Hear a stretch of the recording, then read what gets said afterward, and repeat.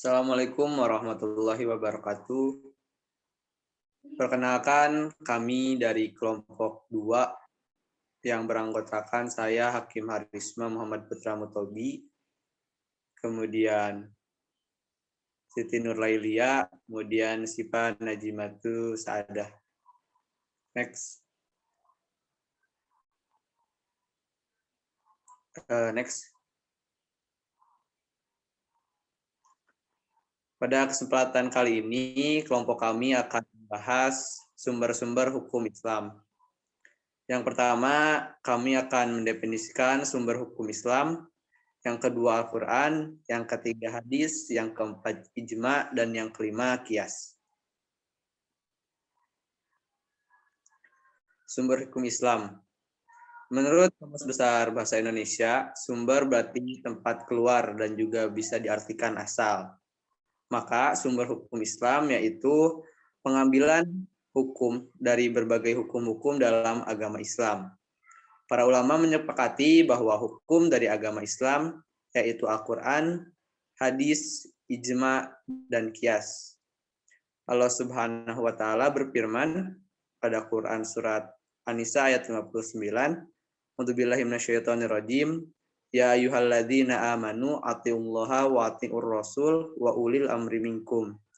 Fa in tanaza'tum fi syai'in farudduhu ilallahi wa rasuli in kuntum tu'minuna billahi wal yaumil akhir. Dzalika khairun wa ahsanu ta'wila.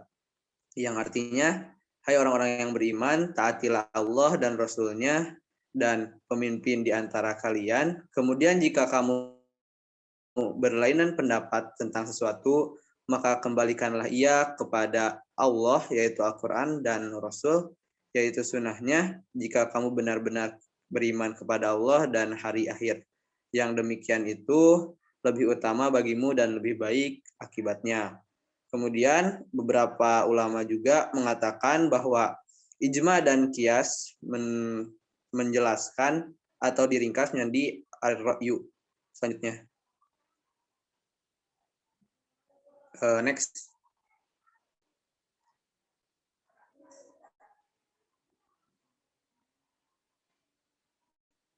Next. Oh ya. Yang selanjutnya adalah Al-Quran. Al-Quran berasal dari kata masdar yaitu qara'a. Sehingga Al-Quran memiliki makna yang mulia. Adapun menurut Imam Syafi'i menyatakan bahwa Al-Quran yang terkenal itu qara'a yaqra'u itu bukan mustaq dan bukan pula berhamzah. Jadi Al-Quran itu ialah kata tersendiri yang mana seperti Injil dan Taurat. Al-Quran pun memiliki nama lain dalam Al-Quran sendiri, yaitu kitab pada surat Ad-Dukhan, kemudian kalam pada At-Taubah, Furqan pada Quran surat Al-Furqan, Zikro pada surat Al-Anbiya, Tanjil pada surat Asy-Syu'ara, Qaulan pada Quran surat Al-Qasas, dan masih banyak lagi yang lainnya. Kemudian nama yang terkenal dalam Al-Quran itu Al-Furqan, yaitu pemisah. Pemisah di sini Al-Quran menjadi pemisah antara yang hak dan yang batil sebagai sumber hukum dalam agama Islam. Kemudian Az-Zikro artinya kemuliaan, mana Al-Quran ini memiliki arti yang mulia, dan At-Tanzil sesuatu yang diturunkan, yaitu di mana Al-Quran seperti maknanya sesuatu yang diturunkan. Yang selanjutnya adalah mukjizat Al-Quran. Mukjizat dalam kebenaran yaitu Al-Quran sendiri ialah kitab yang tidak diragukan lagi kebenarannya. La raiba fiha, tidak ada keraguan di dalamnya. Hukum-hukum sumber-sumber dalam agama Islam itu sudah mutlak kebenarannya dan tidak bisa diragukan lagi. Kemudian yang kedua adalah kekal dan tetap terpelihara. Seperti dalam Quran telah dijelaskan bahwa Allah lah yang menurunkan Al-Quran dan Allah lah yang menjaganya. Maka sampai sekarang Al-Quran itu tetap seperti yang dulu yang telah Allah wahyukan kepada Nabi. Yang terakhir adalah bersifat universal dan tidak sektarian. yang artinya Al-Quran ini untuk seluruh alam atau rahmatan lil alamin, dan juga tidak bersifat sektarian atau untuk satu golongan tertentu, tapi untuk seluruh umat manusia. Baik, yang selanjutnya akan dilanjutkan oleh Lailia.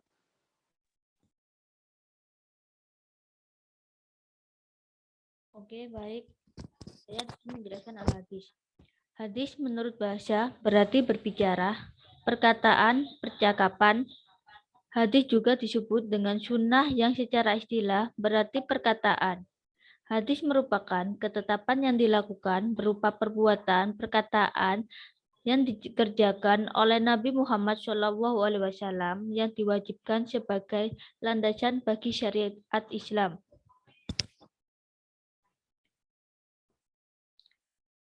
Kehujahan hadis atau hujjah hadis adalah keadaan hadis yang wajib dijadikan hujjah atau dasar hukum al-dalil al-syar'i sama dengan Al-Quran dikarenakan adanya dalil-dalil syariah yang menunjukkannya hadis adalah hukum Islam atau pedoman hidup kaum muslimin yang kedua setelah Al-Quran.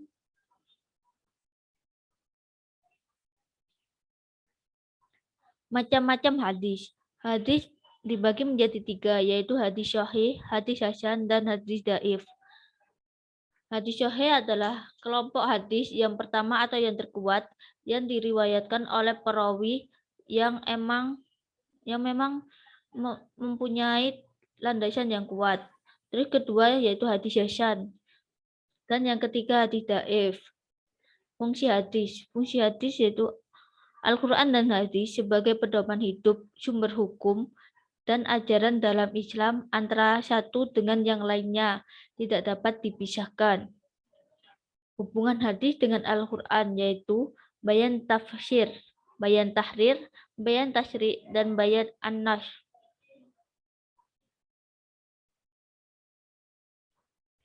Ijma. Ijma merupakan kesepakatan terhadap hukum-hukum yang memiliki tingkat kekuatan argumentasi di bawah Al-Quran dan hadis. Secara etimologi berarti ittifaq atau kesepakatan dan konsesuensi. Dan al-a'la asyasya ketetapan hati untuk melakukan sesuatu. Ijma muncul setelah Rasulullah SAW wafat. Ijma yaitu adalah kesepakatan para ulama untuk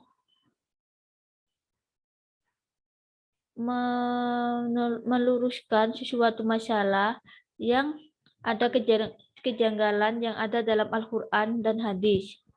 Fungsi ijma merupakan suatu kedudukannya yang dihubungkan dengan dalil berupa hadis atau bukan. Ijma sendiri mempunyai kekuatan dalam ketetapan hukum Islam. Ijma tersebut berfungsi untuk meningkatkan kualitas yang dijadikan sandaran itu, yaitu sandaran yang dimaksud berupa hadis dan hukum dan Al-Quran sendiri. Ya, selanjutnya akan dijelaskan oleh teman saya, Syifa.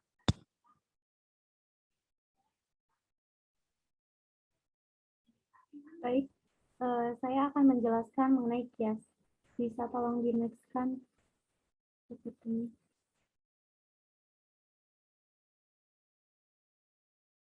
Di sini saya akan menjelaskan mengenai pengertian kias, kemudian dasar keabsahan, rukun dan syaratnya kias, dan juga macam-macam kias. Next.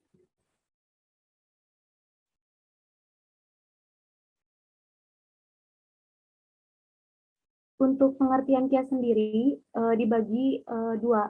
Yang pertama itu ada secara etimologi atau bahasa, yang kedua secara terminologi atau istilah.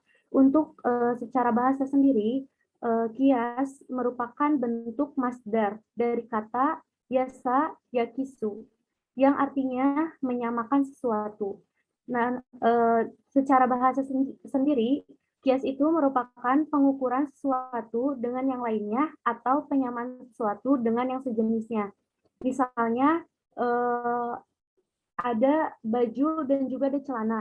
Nah, dalam kias ini tuh menyamakan antara baju dan celana itu, seperti itu. Kemudian untuk terminologi atau istilah, itu terdapat perbedaan dari berbagai ulama usul fikih. Ada yang dari Al-Ghazali Al-Mustafa, kemudian juga ada dari Ibnu Subki, kemudian ada juga dari Imam Baidawi, dan lain sebagainya. Nah, di sini saya akan memberikan salah satu pendapat dari Al-Ghazali Al-Mustafa, di mana beliau mengungkapkan bahwa menanggungkan sesuatu yang diketahui kepada sesuatu yang diketahui dalam hal menetapkan hukum pada keduanya atau meniadakan hukum dari keduanya disebabkan ada hal yang sama antara keduanya dalam penetapan hukum atau peniadaan hukum. Nah, menurut Al-Ghazali ini, kias itu merupakan menyamakan sesuatu atau menetapkan hukum pada keduanya atau meniadakan hukum dari keduanya disebabkan hal yang sama antara keduanya. Jadi menitik beratkan hal-hal yang sama. Selanjutnya, next. Selanjutnya di sini ada dasar keabsahan kias. Nah, untuk kias sendiri terdapat pro dan kontra. Nah, untuk yang pro kias atau yang mengungkapkan bahwa kias itu dapat digunakan, yaitu jumhur ulama, beliau berpendapat bahwa usul fikih itu sepakat dijadikan sebagai dasar dalam menetapkan hukum Islam dan sekaligus sebagai dalil hukum Islam yang bersifat praktis. Sedangkan untuk kubu yang kontra, beliau menyatakan bahwa menurut mazhab Nizamiyah, Zahiriyah, dan sebagian Syiah berpendapat sebaliknya, yakni kias tidak bisa dijadikan sebagai landasan hukum. Jadi dalam dasar keabsahan kias sendiri itu terjadi pro dan kontra. Ada yang kubu pro dan juga ada kubu yang kontra. Seperti itu. Next. Untuk kubu pro sendiri, mereka itu argumentasinya itu dikuatkan dengan berbagai sumber, seperti misalnya dalam surat An-Nisa ayat 59, yang artinya, apakah kamu tidak memperhatikan orang yang menganggap dirinya bersih? Sebenarnya Allah membersihkan siapa yang dikehendakinya dan mereka tidak dianiaya sedikit pun. Nah, dalam ayat ini menunjukkan bahwa jika ada perselisihan pendapat di antara ulama tentang hukum suatu masalah, maka solusinya adalah dengan mengembalikan kepada Al-Quran dan Sunnah Rasulullah SAW. Nah, cara mengembalikannya itu antara lain dengan kias seperti itu. Kemudian yang kedua itu melalui hadis Nabi Muhammad. Hadis tersebut itu merupakan dialog dengan sahabatnya, yaitu Mu'adz bin Jabal, salah seorang hakim yang dikirim ke Yaman. Nah, dalam dialog tersebut itu Rasulullah membahas tentang ijtihad. Nah, untuk kubu yang pro, mereka berpendapat seperti ini. Hadis di atas itu mengandung pengakuan Rasulullah terhadap kias karena praktek kias adalah salah satunya ijtihad yang mendapatkan pengakuan dari Rasulullah SAW dalam dialog tersebut. Seperti itu. Kemudian yang ketiga itu ada dari para sahabat. Kemudian yang berikutnya yang keempat itu secara logika. Nah, menurut jumhur ulama usul fikih bahwa hukum Allah mengandung kemaslahatan untuk umat manusia dan untuk itulah maka hukum disyariatkan. Apabila seorang mujtahid menjumpai kemaslahatan yang menjadi ilat dalam suatu hukum yang ditentukan oleh nas dan terdapat juga dalam kasus yang sedang ia carikan hukumnya, maka ia menyamakan hukum kasus yang ia hadapi dengan hukum yang ada pada nas tersebut. Jadi dalam secara logika ini, jika ada dua kasus, mereka itu mencari kesamaannya itu seperti apa dan mereka menetapkan hukumnya. Kemudian untuk yang kontra, mereka juga berpendapat yang kontra ini itu menguatkan argumentasinya. Salah satunya itu mengutip dari surat Al-Hujurat ayat 1, di mana ayat ini itu menurut mereka melarang seseorang untuk beramal dengan sesuatu yang tidak ada dalam Al-Quran dan Sunnah Rasulullah SAW. Sehingga menurut mereka itu berpegangan terhadap kias itu dilarang gitu. Jadi mereka itu menganggap kias itu tidak bisa digunakan sebagai sumber hukum seperti itu. Kemudian yang kedua itu didasarkan dari hadis. Nah, hadisnya seperti ini. Sesungguhnya Allah Subhanahu wa taala menentukan berbagai ketentuan, maka janganlah kamu abaikan. Menentukan beberapa batasan, jangan kamu langgar. Dia haramkan sesuatu, maka jangan kamu melanggar larangan itu.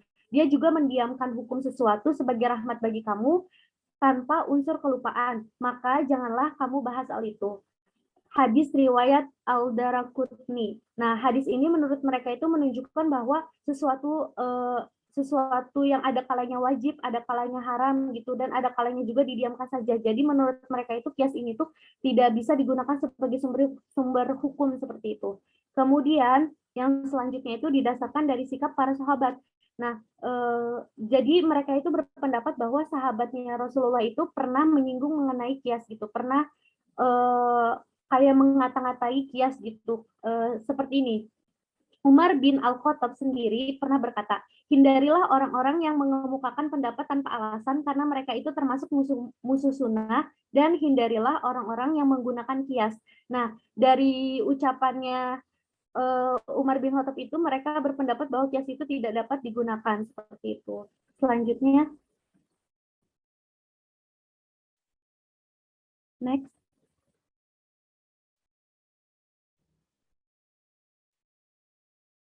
Next.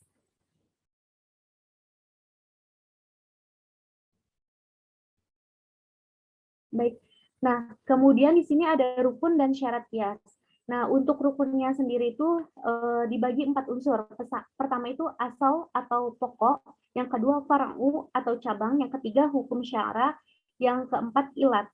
Nah, untuk asal sendiri atau pokok yaitu suatu peristiwa yang sudah ada nasnya yang dijadikan tempat mengkiaskan, kemudian juga berdasarkan pengertian asal menurut fuqaha, asal ini disebut juga makis alaih, yang dijadikan tempat mengkiaskan gitu. Jadi yang pokoknya gitu. Kemudian untuk far'u sendiri atau cabang, yaitu peristiwa yang tidak ada nasnya, kemudian far'u itulah yang dikehendaki untuk disamakan hukumnya dengan asal. Ia disebut juga makis yang dianalogikan dan masyhabah atau diserupakan. Kemudian yang ketiga itu ada slide sebelumnya dong. Slide.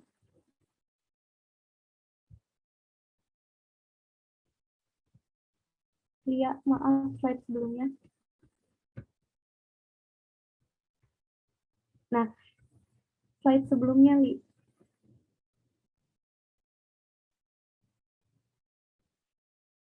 Nah, yang selanjutnya itu ada yang namanya hukum ashal, yaitu hukum syara, yang ditetapkan oleh suatu nas. Kemudian ada yang ilat. Nah, ilat itu itulah asal mempunyai suatu hukum, dan dengan sifat itu pula terdapat cabang sehingga cabang itu tuh disamakan dengan hukum asal seperti itu. Nah, dalam keempat rukun ini terdapat juga syaratnya. Bisa di next kan? Nah, untuk syarat asal sendiri, untuk syarat pokok ini, yang pertama, hukum yang hendak dipindahkan kepada cabang masih ada pada pokok. Kalau sudah tidak ada, misalnya sudah dihapuskan, maka tidak mungkin terdapat perpindahan hukum. Kemudian yang kedua itu, hukum yang ada dalam pokok harus hukum syara, bukan hukum akal atau hukum bahasa, seperti itu. Kemudian untuk syarat far'u atau cabang ini berasal dari yang pokok, dari asal. Nah, yang pertama ini, syaratnya adalah hukum cabang tidak lebih dulu adanya daripada hukum pokok. Jadi harus ada hukum ashal dulu, baru ke hukum far'u seperti itu. Kemudian yang kedua syaratnya cabang tidak mempunyai kekuatan sendiri. Yang ketiga, ilat terdapat pada hukum cabang yang harus sama dengan ilat yang terdapat pada pokok. Jadi harus sama antara ashal dan juga far'u seperti itu. Kemudian yang selanjutnya adalah hukum cabang harus sama dengan hukum pokok seperti itu. Selanjutnya, next. Nah, dalam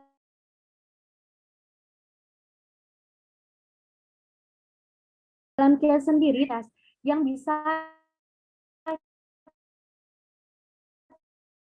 kita bedakan, yang pertama itu dilihat dari segi kekuatan ilat 3. Yang pertama kias aulawi, yang kedua kias adna. Untuk kias aulawi ilatnya mewajibkan adanya hukum. Kemudian untuk kias musawi yaitu kias yang ilatnya mewajibkan adanya hukum yang sama antara hukum yang ada pada ashal dan hukum yang ada pada far'u. Jadi antara ashal dan far'u itu harus sama pada kias musawi.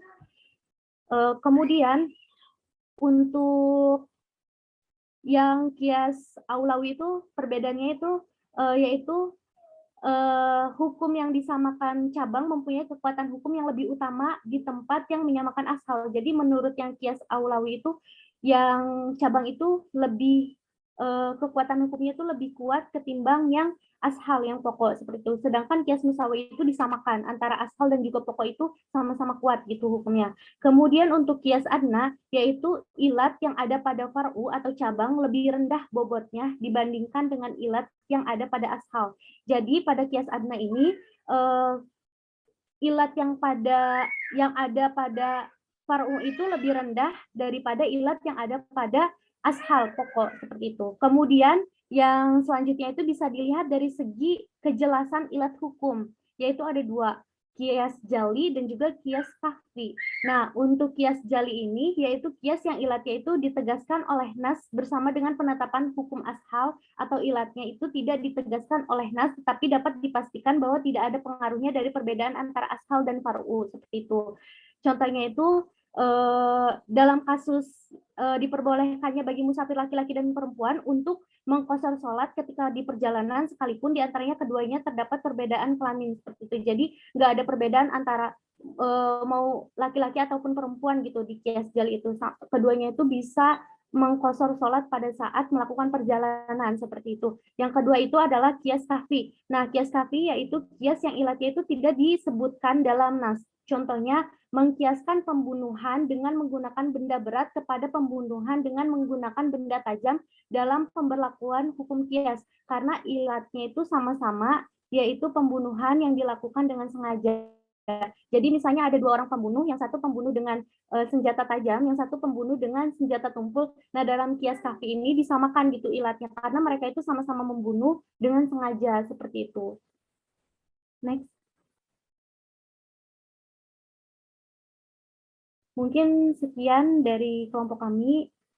Saya kembalikan ke Hakim. Terima kasih.